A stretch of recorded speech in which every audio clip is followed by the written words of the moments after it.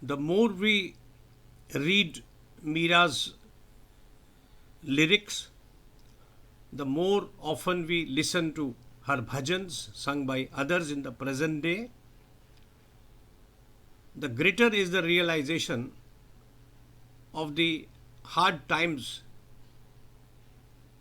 in which she lived, the cruelty at the hands of others that she had to suffer from, and the courage she showed in face of adversity of a high magnitude. All that sustained her was her conviction in Krishna, her faith in Krishna, her belief that Krishna was her be-all and the end-all. Her lyrics are lyrics of assertion of her faith in Krishna. Her assertion is born of devotion and rebellion against the mundane. She was conscious of the sacrifice she had made, and she expressed it in one of her poems while spiting the Rana, when she wrote, "Nahi bhavai थारो देसलड़ो रंग रूडो, थारा देसा में राना साध नहीं छे, लोग बसे सब कूड़ो, गहना गाठी राना हम सब त्याग्या, त्याग्यो कर रो चूड़ो, काजल टीको हम सब त्याग्या, त्याग्यो है बांधन जूड़ो,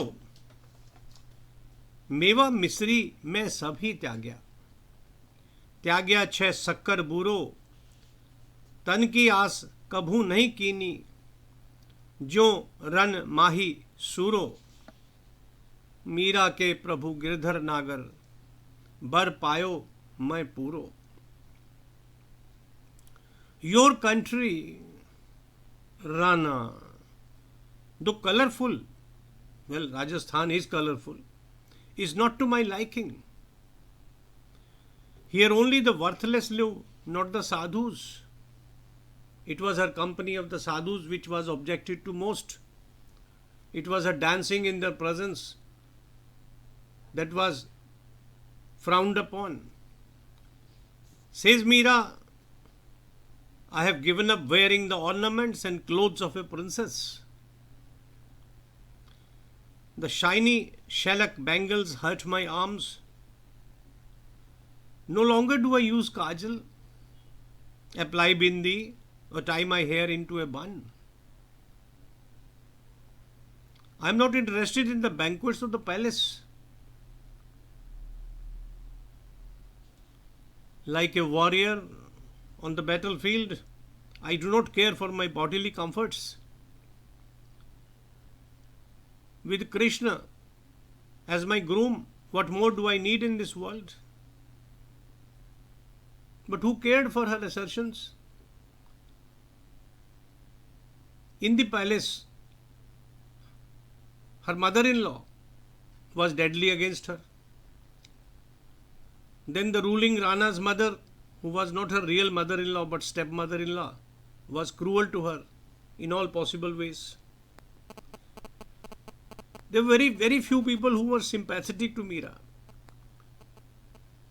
Outsiders, yes. People came to listen to her. People came to see her because she represented the face of God in a mundane world. She had a large following of devotees. So she lived with all these contrasts, and in her own mind she was at peace. Physically she was not comfortable, but she didn't bother. She had no choice but to rebel, to break the barriers that diked the flood of her devotion. Pointing out this compulsion, she wrote, "कैसे जीऊं रे माई, हरि बिन कैसे जीऊं रे? How do I survive without Hari?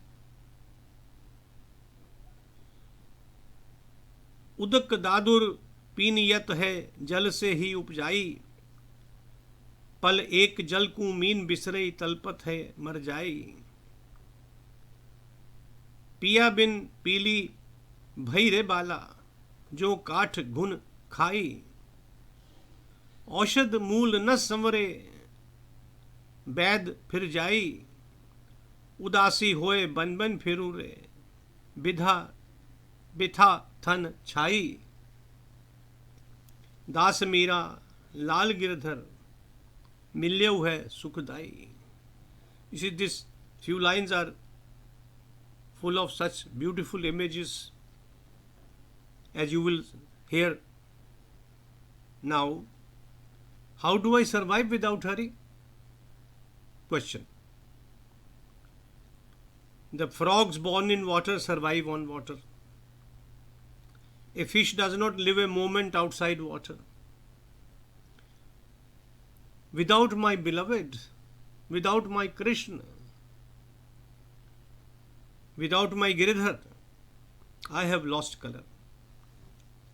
Now see the comparison. Like wood made hollow by termite. Wood made hollow by termite. No herb is effective without my physician, my Krishna. Wandering in his quest I grieve. My body shrivels. My health and happiness will return with his return alone. Udasi hoye ban ban firu re. I wander through forests, sad. Bitha tan chai. My sorrow envelops my entire being. Das Meera Lal Girdhar Milyau hai Sukhdai. When I meet him, I will be happy, not otherwise. Sublime it was to suffer and be strong for Meera. Speaking at St. Helena, where he had been exiled, Napoleon Bonaparte said on April 16, 1816, that it required more courage to suffer than to die. Shakespeare, in Timon of Athens, wrote in 1607, he is truly valiant that can suffer wisely. The worst that man can breathe and make his wrongs his outsides, to wear them like his raiment carelessly. That's what Meera did long before Shakespeare wrote about it. Meera suffered at the hands of her king and his minions. She had a sister-in-law who was siding with the brother and tormenting and taunting Meera throughout the day. She had a few devoted, loyal maids. Other people in the palace, around the palace, outside in the kingdom of Chittor, became her devotees. They thronged to her Krishna temple to listen to her, to see her dancing. But within the palace, it was a chamber of tortures. Meera faced heavy odds with fortitude, yet she never gave up. She knew how sublime it was to suffer and be strong. Meera rebelled, like not many before her or after. Her rebellion ignited a fire that produced sublime poetry. She is one of the brightest poets of Hindi literature. She is one of the greatest saints born in India. In her poems, she wrote her own biography, autobiography, call it. So vivid, such clear thoughts, images which surprise us at every turn of the phrase. Meera was unique. Meera was not ordinary. Listen to her. You weep because you feel what suffering she underwent. I do whenever I listen to her songs, and I listen to her songs very often.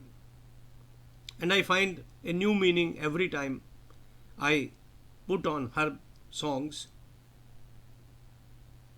whether in my car or in my system, or when I am watching a movie in which Meera is the heroine. Such was Meera.